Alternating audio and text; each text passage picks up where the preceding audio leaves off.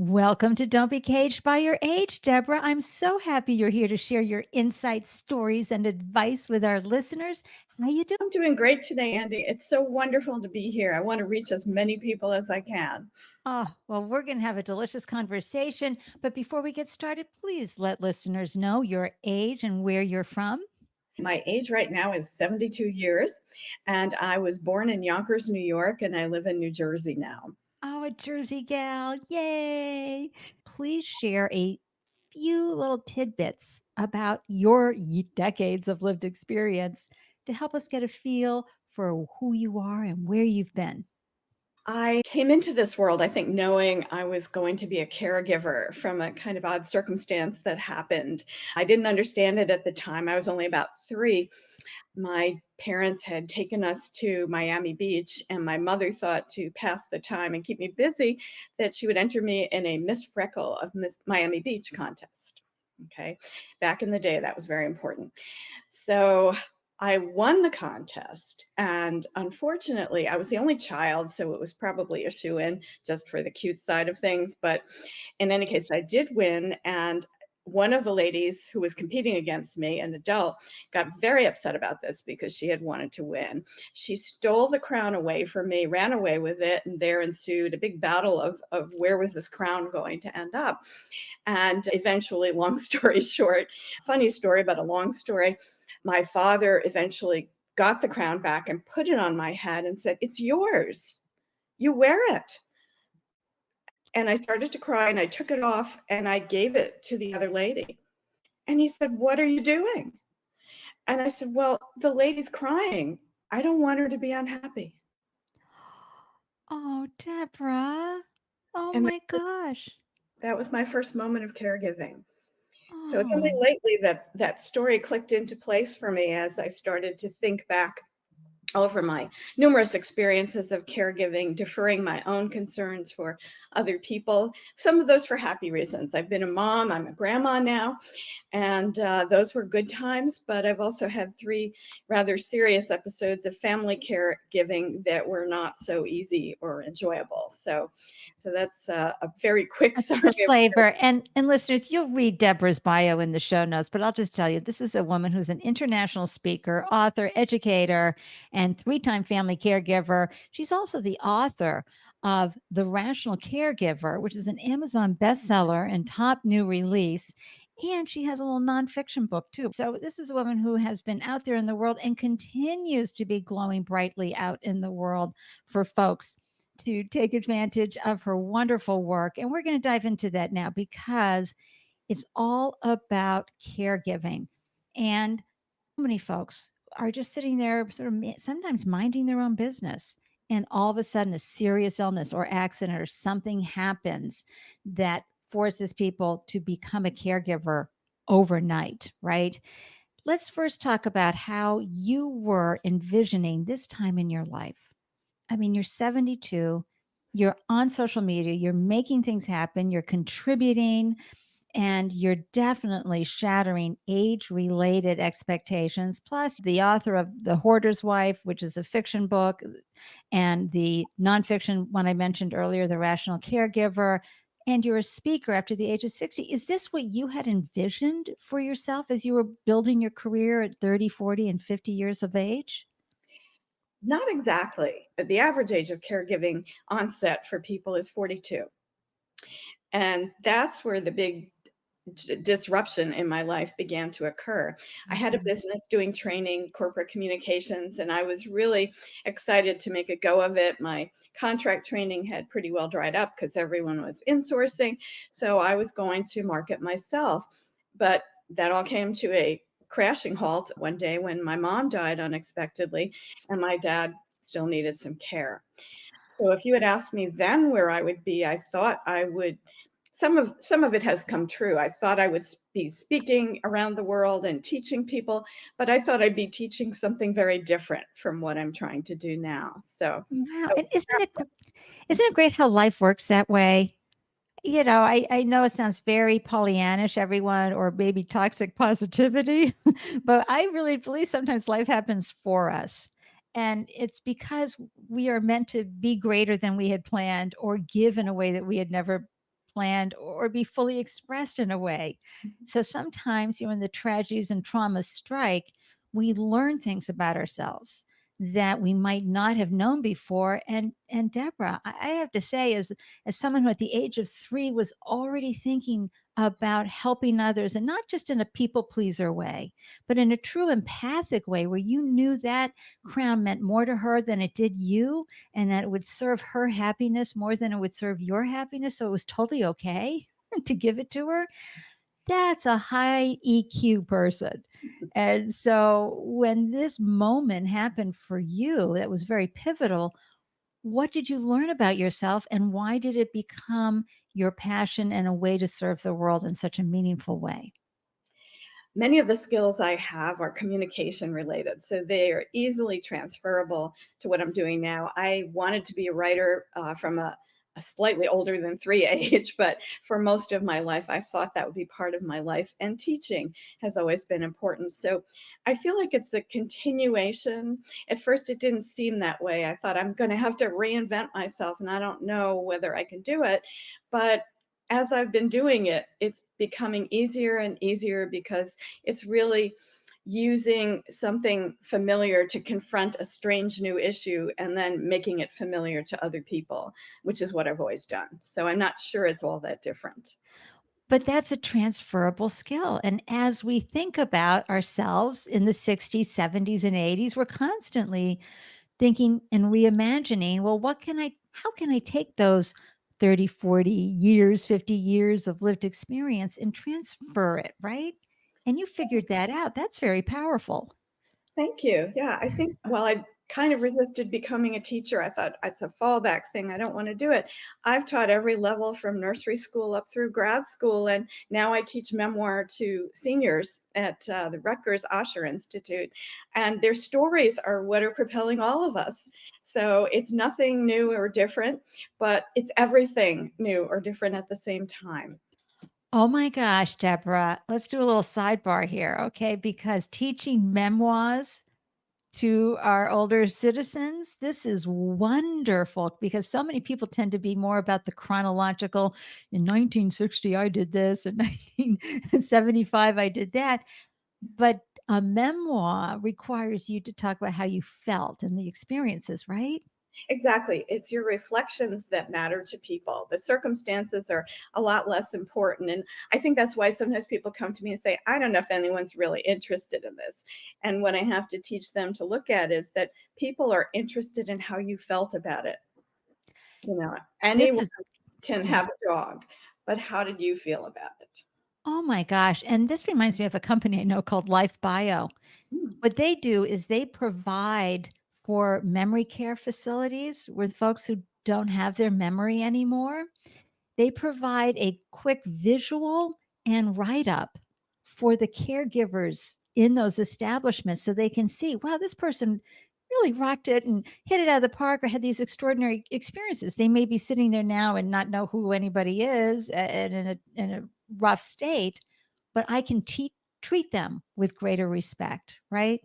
Yeah, I think that makes a huge difference. I know when I was taking my various caregiving people around to their doctors or to places they had to go for whatever bureaucratic reasons, I would always make sure to say, you need to know something about this person. This is who they have been all their lives. And today they're not anyone to you yet. But if you take a few minutes to ask them a few questions about this and that, you Well, have a better relationship. and this is what our society needs more of, which is treating elders with respect. Anybody tuning in who's over 60, when you go to the doctors, you're going to get a different level of care than when you were in your 40s, especially in how they talk to you, or people, the tonality, like as if you were a toddler. Look, I'm a grown up woman here who's had some amazing experiences. We need to shift that perception and experience as an elder in society. So I love that. Now, listeners, I don't know if you've ever been in a situation where your life was going along and you became a caregiver overnight, but navigating that role and not knowing how to ask for help, not knowing how to structure your days anymore, because you're having the responsibility is so deep. Deborah, talk about how you're helping folks navigate this difficult and often sudden role as a caregiver, and share how it can become so physically and emotionally challenging. I know, listeners, there's some of you out there that know sometimes the caregiver dies before the person they're taking care of because it's been so difficult. Deborah, share some of your stories, share how you help the caregiver. That is the greatest question of all, because the reason I wrote The Rational Caregiver is that by the end of the third time of being a caregiver, I was a little bit wiser then, but I hadn't stopped to put it all together to figure out why it was always going wrong for me, and I was so exhausted. And not that I want to fault the caregiver in this, because I think it happens to most people, but because caregiving begins as a labor of love. It's something your heart tells you to do. For some reason, we abandon our brains and our thinking altogether, and we dive into the pool, and then we're not able to swim and not able to do the things that would have helped us in the first place. So, what I'm trying to encourage people to do is be more thoughtful about making that commitment. Where are you now? What are the things that are already disappointing you before you even begin? What is that project that you never started that you always thought you would do at 60 or 70? What is it? And what's going to happen if you devote yourself full time to someone else? Now, I was very lucky. The third time I did this, the person's doctor said to me, "You can't do this alone." And it was, a brilliant wake-up call, because that's how I am. If you ask me to do something, I will plunge in, and I will love you and I will do it for you because you asked. And that is so the wrong way to approach caregiving, because 24/7, 365 is going to burn you up. Right. And what we found, research has shown that the people who do caregiving part-time, say about 20 hours a week, maybe stepping it up sometimes, but mostly part-time, are the ones who report the greatest satisfaction about doing it. People who do it full-time are being used up and they feel wasted, and Right. that is not the way to go. As you said, Andy, some people end up perishing before the people they're caring for, simply due to stress-related illnesses. So Absolutely. And so two of my questions are, creating those boundaries because it is a beloved, and you could have been indoctrinated that this is your role, right? So especially for women, that you are to be the caregiver and this is the most important thing you can do, coupled with somebody who really does love that, but also how at the same time, the boundaries, but also where do you take that feeling of resentment? Meaning, I could be doing something that is meaningful to me, but it feels like I'm having the spit sucked out of me from this and everything from this experience. And yet, the guilt, right, for even feeling resentment. How do you navigate and manage all that? well, it's a knotty problem. The caregiver is often up against a double bind. If they are functioning and doing everything, many people will applaud them, and family will look the other way and say, well, as long as you're doing it, I don't have to. In fact, that's the number one complaint I hear when I interview people about caregiving, that they were surprised that the family didn't step up more. So that's one thing that somehow we need to change. I think sometimes as patients, or the loved ones, we could share more information in advance with the people who are likely to become the caregiver, or Right. with any of our children, so that somebody would have that information. Because that was the biggest obstacle with my parents. With I knew nothing about the crazy, excuse me, crazy situation they were in, and it required the skills of an accountant, a lawyer, and a number of other people that I really didn't have, and on top of caring for my dad, who was terminally ill with heart disease. Um, so some of it is doing some advance work, all of us. Right. Right. And some of it is also, well, caregivers are often, I'm sorry, I lost my train of thought, but caregivers are often condemned for being enablers and overcompensating and doing things, the hard way, or ways they shouldn't do them. And that doesn't really help, as you know. Right. So what you need to do, I think, is to try to establish a team of people who will work with you. Think of yourself instead of as the worker, as the leader of the team, that you need to delegate. That is your first job. Who can I give this to? Who will help? Right. Some people are not so good at it. They mean well, but they don't always do well. But if you try to do it all, that's where you're going to A, fail, and be told that you're just overstressing yourself. Go Now, take a in bath. in your book, The Rational Caregiver, do you give language people can use? Because a lot of times, again, we might have been raised to be too polite and not know how to delegate, know how to say, okay, I've got four siblings, or I've got one other sibling. They live across the country, but I'm going to make sure they're very clear about my expectations of their role, given I'm the closest one to mom, dad, and whomever. I would say, sadly, sometimes your best intentions in organization is going to fail there because people simply don't want to do it. So I think pretty quickly after you try it once or twice, you ought to be looking at what are the aging services in your neighborhood. Start local and see what is available. People call me every day and say, I don't know where to start. I don't know where to begin. And since I can be rational now, I'm not caring for someone. I can say, did you look on the internet to see what your town offers, what your county offers, and what your state offers? And chances are they haven't because they're so overwhelmed. So I say, pull back a little bit here and devote at least a half hour a day to looking for resources and start calling them. I can give you some names, and I will, no matter where they call from, I'll look up some names for them to give them a head start on that process. But I don't make recommendations because I'm not the Right. person to do that. Yeah. But at least you can have some conversations. And the main thing, I think, before anything else, if your family's not supporting you, you need to find right away someone like a geriatric social worker who can sit down with you, go over the situation, meet your person, and give back to you a pretty good report on what you're going to need, where you can find it in your world where you are, and some advice about how much you should actually take on. Oh my gosh, Deborah, this is a lifeline for folks, right?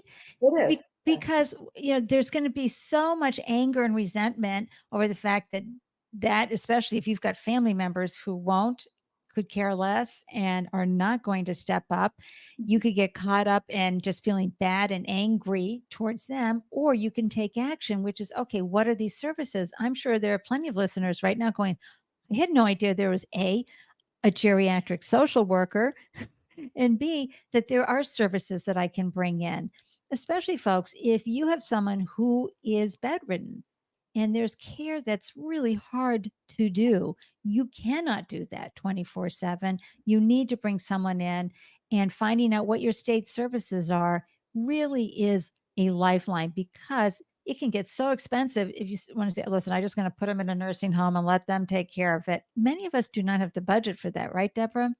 Exactly. And I wanted to say geriatric social worker may have a high fee. So there are some other things you might Okay. do. A colleague of mine named Denise Brown, it has set up a program for what are called caregiving mentors. So you can search for her name on LinkedIn or otherwise on the internet. The Caring Years, I believe, is her website. And make sure you search for her name, and then that one will come up. I'll have the link for you, Yeah, listeners. Don't you worry about a thing. I'm going to find it and I'll have it in the show notes for you. yeah, I'll get that to you so you have it. She's creating a group of caregiving mentors who can do this service. Now, a social worker is great to have because you may need some psychological support to Right. go along with all of the practical items that that person can help you with. But sometimes it's a little difficult. But I think you will find your Office of Aging is set up purely to help you. So they have tremendous resources and ideas. And if not nothing else, that's a free service. And I would start there and see whom they recommend. I As love that. Office of Aging. Go ahead. that Denise, it may be the state or it may be the town or maybe both, but Denise also has pointed out that caregivers are navigating 17 different systems while being a caregiver, including things like accounting, nutrition, hospital services, medical services, IVs, everything from soup to nuts for another person 24 hours a day. And no one can do that alone. So if you decide you're going to try, pretty quickly you will find you're not able to keep all of it in the air. So I would recommend talking to someone before you make that commitment. A lot of people think I can't afford to have this person go into nursing care. But then the question is, what will happen if you are not there to care for the person? Where will they end up, do you think? And how would that be if you're not there to do it? That is such an important question to ask yourself. And I know from at my age and stage, from seeing folks have to make some tough decisions, every state has something that can help you navigate this situation. And it's difficult sometimes to get through the brain fog of the stress to think about even researching the resources. But once you get the respite that those resources provide, right, Deborah, you might find yourself a whole new person and Yes. thinking about the future. Yeah, and if you look at the practical realities of being an elder yourself, how much time would you actually spend writing if you had all the time in the world? Most of us can stand it for about an hour or so. Sometimes we have a 3-hour stretch and it's great, but your day is going to be broken up into different things you have to do, and you need to start thinking of it as a normal day. And where is my time? Where are the pockets that belong to Right. me? It's And to not feel selfish about that, right? Yeah, I mean, it's pointless to tell people they need to take a bubble bath or go for a walk when there's no one else there to stay with a loved one while they do that. Right. And you were asking, how do we organize this? I am trying to disrupt caregiving by helping us to learn to call it share giving, where we are involving the rest of the world in the project I here. have my clappers out, listeners. I just love that share giving so much. So the idea there is a don't wait to give your kids the information. Make sure they have it ahead of time as much as possible, and share information. But also the rest of us need to start thinking about creating that bank of. Well, Oprah had the random acts of kindness, which is lovely, and I think we should do that. But I think we need to start doing some intentional acts of kindness, all of us, in order to make this work Tell as me we about that. What does that look like? what that looks like is your friend is calling you to talk about how hard it is to get to the doctor when you have no children in the area or no one who can help you. And you say, I'll take you. That's an intentional act of kindness. And I Nice. don't expect anything in return when I do that, but I try to listen to see what people need and the thing that they're afraid to ask me. And that's what I try to do. And I can't say you'll ever get anything back for it, and I don't expect it, but that's what the act of kindness is supposed to be about, even the random ones. Mm, I So love that. so we need to create a bank of better will, goodwill that allows people to feel there are people who can help me and I need to find them. And we need to make ourselves, all of us, more available, not just the people who knew they were caregivers Right. all, but everybody else too. Well, listeners, you may know about my years as a startup founder myself and also as a mentor, global mentor for startups. And I came across this wonderful and interviewed a wonderful founder, Jessica Kim, co founder of Care. And what Care does, Deborah, is it's a platform that helps that new newbie caregiver learn how to delegate, even right to being able to let people know what meals can be brought. Yeah, and here's when I need rides. And so it sets it up almost in a technological way, in a way that feels like a spreadsheet that people can go in, or a calendar where people can go and I can do this, I can do that. Because a lot of times the caregiver doesn't even know how to ask for help. They're so consumed by the suddenness of their caregiver role. Care helps you ask the questions. Oh yeah, I need help with this, and that. And then it allows those of us, as you were just saying, who want to intentionally help, be able to help, because again, sometimes the caregiver's like, I don't know where I need help. You could even ask someone to help you make a list if you're just feeling that scattered. So that would be another thing Right. would put on that wonderful platform that you have called to my attention today. That sounds great. And I'm reminded of my grandmother who had to take care of her father, who was just long time illness, and then her husband long time illness. And this was as a younger woman. So when she turned 63, her husband had passed, her parents had passed, she looked around and said, I am never going to be this level of a burden to my children. And she lived in a town that had a big old Victorian that they had turned into an elder home. And she just sold her home, bought a room in that place. Okay, she joined a lot of her friends, so it was party time as well. But her children, my dad and my aunt, did not have to worry about her because as she aged, there was a part of that home that had the nursing care that was needed, but she paid for it, invested in it, and took that burden off her children, which I thought was really beautiful. And it made me want to ask you today, how can we, as we're aging, make sure that, as you were saying, the share giving, do more and really think about some of the tough things that could happen so that we are ready and prepared to help the caregivers that come into our lives navigate a time when perhaps, look, we all wish we could just die in our sleep, right? And that would be it. Have a great day. Life is good, but that's often not how it goes. So, what are your thoughts around that, Deborah? I think one thing is to continually educate yourself about what is available. Certainly, the gap for many of us, the internet wasn't a thing as we were taking our early jobs. For me, it was, so I was lucky. But that's not the case for many of the people I meet. They're still newbies at the internet. So if you can learn to use that better, that's a good thing to do because you can educate yourself. But go to your library and say, could you provide a program on this? And get some of your friends to come and say that too, because they need to know what you need to have.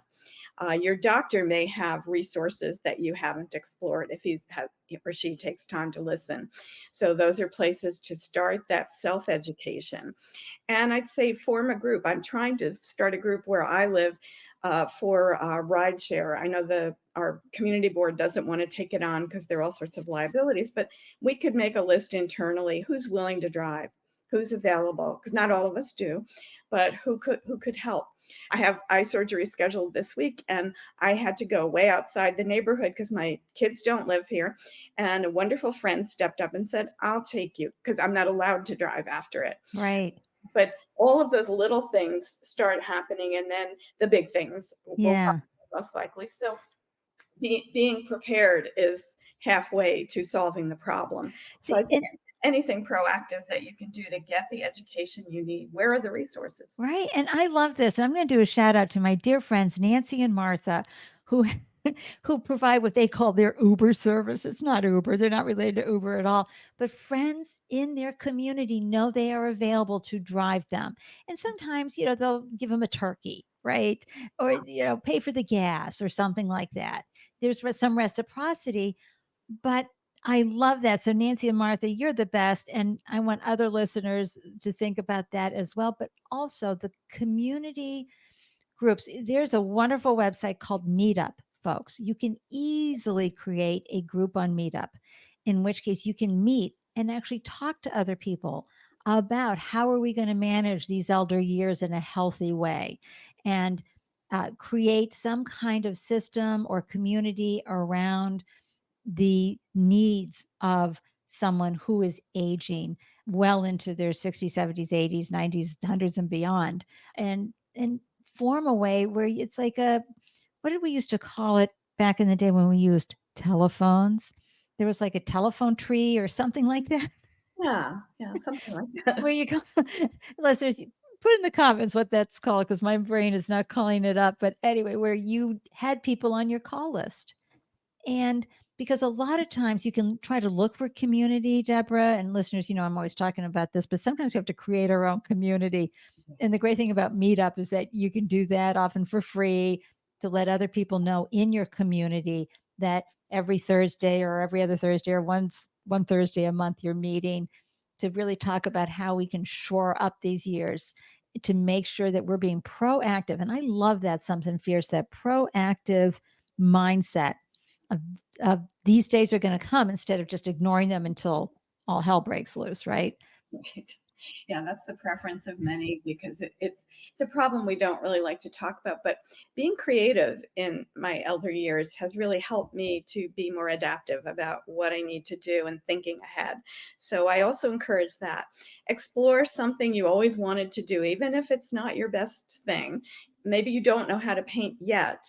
But if you pick up that brush and you start to do it, you will get better and better, and you'll find your mind is thinking in a way that it did not before. So I'm a big advocate of using art to help yourself through these years. And it's also a great pleasure when something comes out and makes you happy. And art can be podcasting, folks. Podcasting is very creative and a wonderful outlet. You could start interviewing people that you know, or just it's just a wonderful way to create connection. Just throwing that out. But it's also, as you just mentioned, learn new things. Delight yourself with maybe it might be arranging flowers. It could be cooking a new type of thing. Excuse me. There's so many different ways for you to express yourself as you age, and that's a perfect segue into what advice do you have, Deborah, for folks to help them from being caged by their age and to thrive after 65, since you're an outstanding example of a woman who is really capturing her renaissance years, as we're calling this time period, with adding so much to people's lives? Well, I had a double confrontation with those things. Unfortunately, when I reached 60 years old, my husband and I had come to an impasse in our marriage, let's say. And so I believed I needed to leave the marriage. And not to dwell on that, but the judge said to me as she was agreeing that it was time for me to go, you know, the world is not kind to 60-year-old women. And I agreed with her, but I said, you know, I've always been pretty resourceful and I have started over more times than are showing up on these legal papers here. So I think I have one more shot in me. So I said that to her, and I determined at some point I would get enough done that I could stop and write a novel. And then when that happened, I said, but there's an issue in that novel that I really want to address, and it's about caregiving. So I have to do something about that. And some of it has been creative endeavor. I'm also a photographer and I write children's books. And I would say, don't worry about becoming a world famous anything. Do it because you need to be famous to you. That's what keeps your identity alive. Okay, everybody. How is that for a great quote? Do it for you. Oh my gosh, that's so beautiful, Deborah. And yes, and listeners, we know through other conversations that gendered ageism is pretty tough on the older woman. We don't see it so much on the older man, but the older woman can get really shackled by some of the stereotypes and messaging out there. And there are women in their 60s and 70s who help with creating a dating profile for you for the online websites. I'm going to have to get somebody on for that as well, because you can still have love and great relationships after the age of 60 and find some more meaningful relationship for yourself or not, but it's out there. Oh my gosh. Deborah, let folks know how they can stay in touch with you, follow you. Of course, I'll have all your links here, but share with everyone the best way to connect with you and learn from you. All right, I have two websites, and the first one is just my name, so that's probably the easier one. It's www.deborahgreenhut.com, and there's an intake form, a contact form there. You can write to me, and I will write back to you. I don't have a VI or an assistant at this point, so it's all me. And I also have the Rational Caregiver.com, which is more focused on that particular book, but there's a contact form and I will answer you. So it may take me a little while because I am going to start a number of speaking tours coming up, but I promise I will answer. And I look forward to being helpful in any way that I can. Oh, that's wonderful. And Deborah, can I just ask one more question before I wrap up, which is the speaking tour you're going on? Is it different towns in the US? And can you just share with listeners that you can be a speaker at 72? Sure, I'm excited to tell you that the first one in July is actually virtual, but I'm also going to be in another state while I'm doing it because I'm taking care of the grandchildren at the same time. The second one will be in Miami, And the third one, which will be next year, is in Bangkok, Thailand. So What? I'm thrilled. It's a place I love to go. One of the trips that piqued my interest a few years ago in caregiving was interviewing caregivers all throughout Thailand with a colleague of mine. So that was another thorn in my side that said, you got to do this. You have to get going. Oh So my and gosh. I will go anywhere to speak about it. It's really important that we do it. And I also wanted to say, if you're going to write or you're going to create art, you now have the largest population of age appropriate audience to deal with, because the baby boomers are still a huge population and we're all hungry for experiences. So do it. Absolutely. Your writing, your words are so important. You guys remember episode 2 with Mildred Mills. She got published at the age of 72. She started her podcast at the age of 71 to help promote her book that she got published at the age of 72. Go listen to episode 2 with Mildred, and you'll get a really even more inspiration on how that can be. That's what we're all doing here at Don't Be Caged by Your Age. It's about representation, because if you see it, you can be it. So, Deborah, that advice is wonderful. Listeners, we love to hear your comments, your thoughts, your feelings. Please do not hesitate to reach out and say hello, whether it's on social, on Instagram, LinkedIn, TikTok, or even on the website. You can leave a message, or you can tap that mic button on don'tbecagedbyyourage.com and leave me a voice message. Yay. We'd love to hear from you. I'll have all the links for Deborah so you can learn more about her remarkable work and follow her. And who knows, maybe sign up to hear her speak as well. That would be so much fun. Thanks again, Deborah, for joining me and sharing your wisdom and advice. You've really helped folks navigate and understand better the caregiver role, as well as the person who's going to be receiving caregiving, how to create a better experience for everyone involved. Thank you so much for joining me. Thank you, Andy. It's been a pleasure to be here. Listeners, remember, you have so much to give. Don't let those internalized ageist beliefs prevent you from pursuing new dreams and opportunities, no matter what age you're at.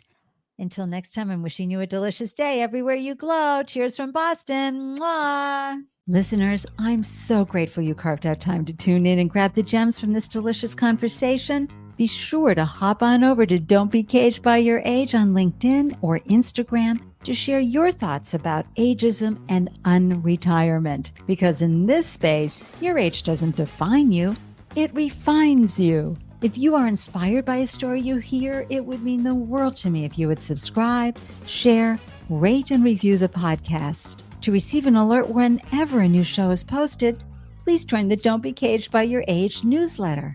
Every month, you'll receive links to the podcast and helpful resources for creating possibilities for your unretirement days. Thank you for tuning in. I am so excited to hear how you found ways to thrive after 65. Waving from Boston, cheers.